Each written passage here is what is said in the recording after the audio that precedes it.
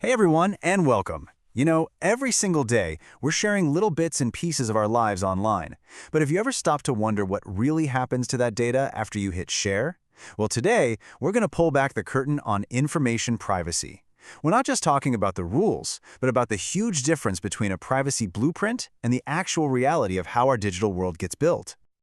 So let's kick things off with something I'm pretty sure we've all done. You use an app to check into your favorite coffee shop. It's just one little tap, right?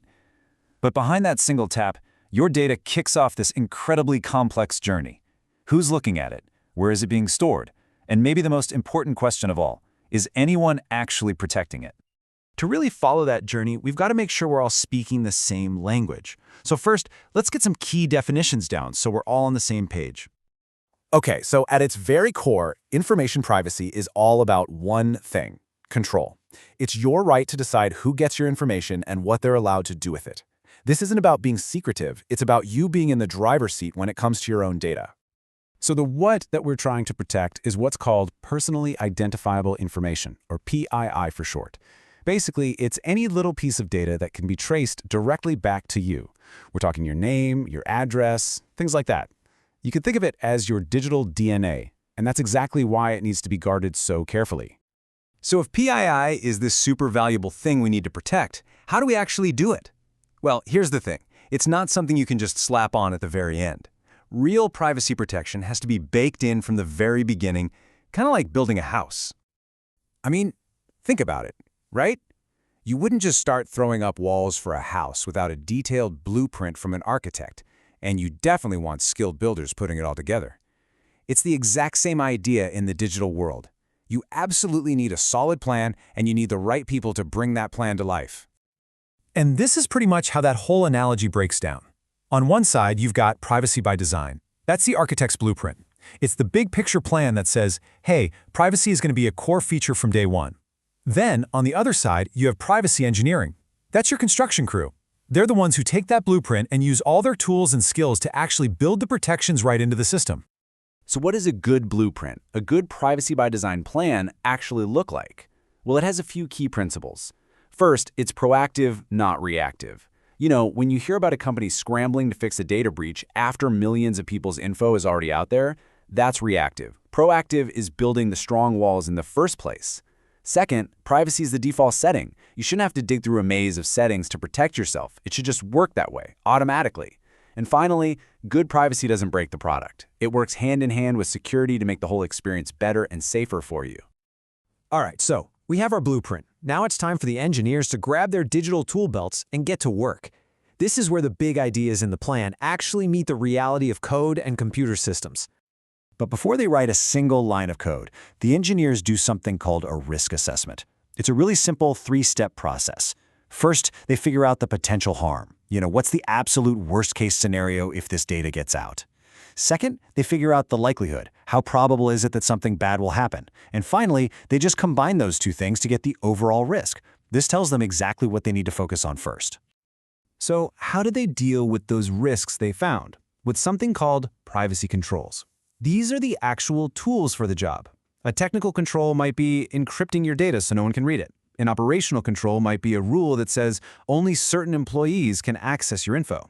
That risk assessment they did tells them exactly which tools they need to pull out of the toolbox and where to use them. Okay, I know this has all been a little abstract with talk of blueprints and construction, so let's make it super concrete. We're going to walk through a quick case study of a new healthcare app to see how these two big ideas, design and engineering, come together in a product you might actually use someday. So picture this. A new startup is building an app that manages all your medical records and lets you talk to your doctor. I mean, the stakes don't get much higher than this, right? We're talking about some of the most sensitive PII you can possibly imagine. So, right from the very first brainstorming meeting, this startup uses that privacy by design blueprint. They make a key decision from the get-go. They will only collect the absolute minimum amount of data they need for the app to work. Privacy isn't a feature they'll add later, it's woven right into the app's DNA. That's the blueprint in action. All right, next up, the privacy engineers step in. Before this app is even close to launching, they do that critical risk assessment we just talked about. They look for all the biggest threats, like a massive data breach, and this process gives them a clear roadmap of where they need to build their strongest digital walls. And now it's time for the construction. Based on that risk assessment, they start putting specific controls in place. Technical ones, like powerful encryption to scramble all your medical records. Operational controls, like strict rules ensuring only your doctor can see your history. And administrative controls, like doing regular checkups on their own systems to look for any new cracks in the foundation. But here's the kicker, the part that makes it all work.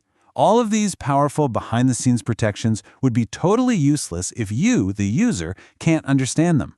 So the startup also focused on making privacy easy to use, with clear explanations and simple settings. This gives users real, genuine control because effective privacy has to be user-friendly. So, what was the result of all that hard work? Well, the app is a massive success. And why? Because people trust it. They feel safe, they feel respected, they feel in control. By starting with the great blueprint and then following through with expert engineering, they didn't just build an app, they built a real relationship of trust with every single user. So, why does all this behind-the-scenes stuff matter to you?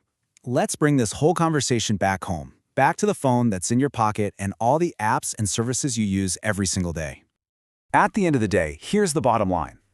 When a company uses privacy by design, when they start with that blueprint, your privacy isn't just an accident or some feature they bolted on at the last minute. It's a core, intentional part of the whole system. Your data is respected and protected by default, which is exactly how it should be. And that really leaves us with one final question for you to think about. The next time you download an app or sign up for a service, take a look around. Ask yourself, was my privacy just an afterthought here, or was it part of the original blueprint? The answer to that question tells you everything you really need to know. Thanks for tuning in.